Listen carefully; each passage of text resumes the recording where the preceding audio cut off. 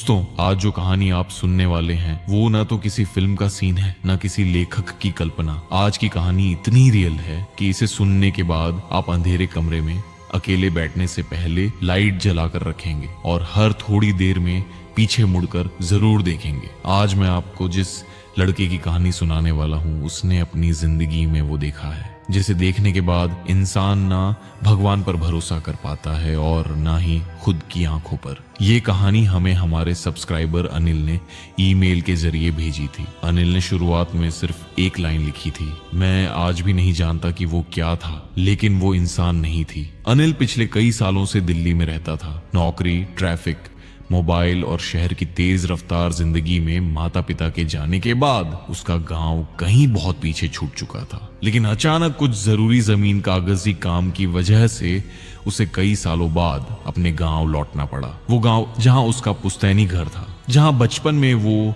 आंगन में खेला करता था, छत पर सोते हुए तारे गिना करता था।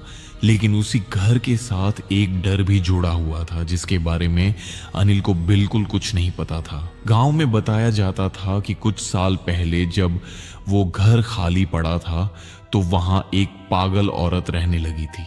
दिन में किसी ने उसे कभी साफ साफ नहीं देखा, लेकिन रात में कई लोगों ने उसके रोने, हंसने और चिल्लाने की आवाजें सुनी थीं। और फिर एक रात वो औरत उसी घर के अंदर रहस्यमय तरीके से मरी हुई पाई गई। उसके बाद से वो घर लोगों के लिए भूतिया और मनहूस हो गया। अनिल का घर गांव के बिल्कुल आखिरी सिरे पर बना हुआ था। चारों तरफ खेत, सूखे और टूटे पेड़, थोड़ी दूरी पर एक पुराना कब्रिस्तान और दूर दूर तक फैला ऐसा सन्नाटा जो दिल पर बोझ बन जाए। गांव वालों का मानना था कि सूरज ढलते ही वो घर मर सा जाता है।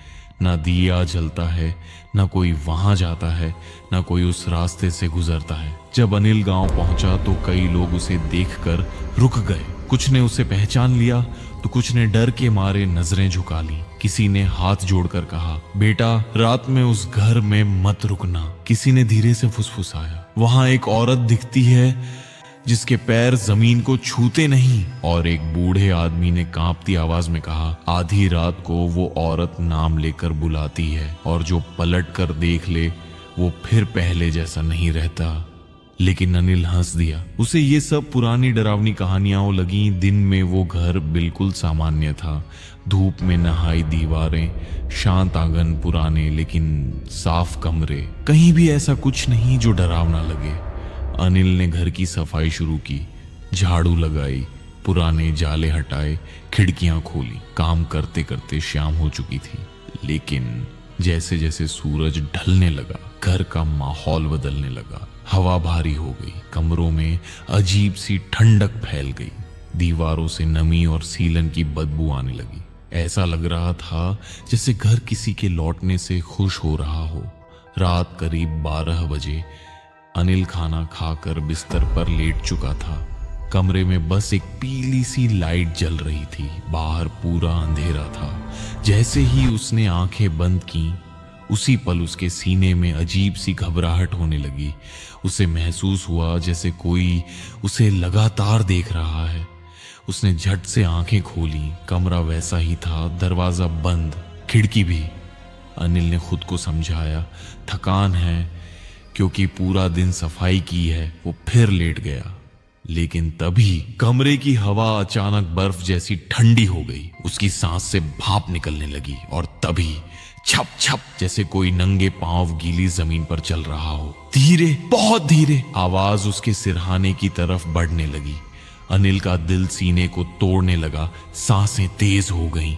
उसने डरते हुए आंखें खोली। कमरे के कोने में जहां अंधेरा सबसे गहरा था, वहां एक औरत थी, या शायद वो चल नहीं रही थी, वो सरक रही थी।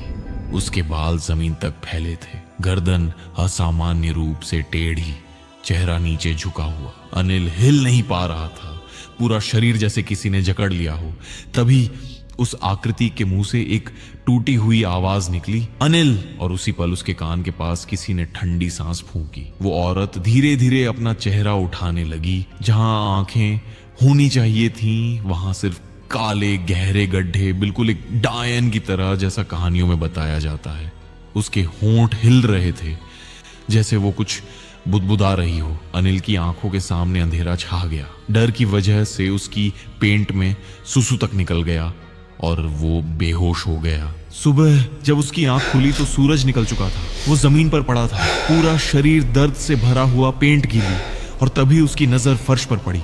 वहां गीली मिट्टी से बने अजीब उल्टे पैरों के निशान थे, ना छोटे ना बड़े, लेकिन इंसानी भी नहीं। उसी दिन अनिल बिना किसी को बताए जल्दी से सुबह गांव छोड़कर दिल्ली लौट आया, लेकिन बुरी तरह बीमार हो गया। आज भी वो अकेले नहीं सोता। रात में हल्की सी आवाज भी उसे जगा देती है। और अपने ईमेल के अंत में उसने सिर्फ एक लाइन लिखी। वो औरत इंसान नहीं थी, वो एक डायन थी, और मुझे पता है वो आज भी उस घर में रहती है। दोस्तों, कहानी यहीं खत्म होती है, लेकिन सवाल अब भी जिंदा है। क्या वो सच में डायन थी या कोई ऐसी चीज जिसे इंसान समझ ही नहीं सकता? अगर आपके पास भी ऐसा कोई रियल अनुभव है तो आप हमें ईमेल कर सकते हैं। हमारे चैनल मिस्टिक नाइटमेयर को सब्सक्राइब करें, वीडियो को लाइक करें और कमेंट में बताएं क्या आप उस घर में एक रात रुकने की हिम्मत करेंगे। धन्यवाद दोस्तों। अगले शुक्रवार फिर नई सच्ची घटना के साथ मिलते हैं।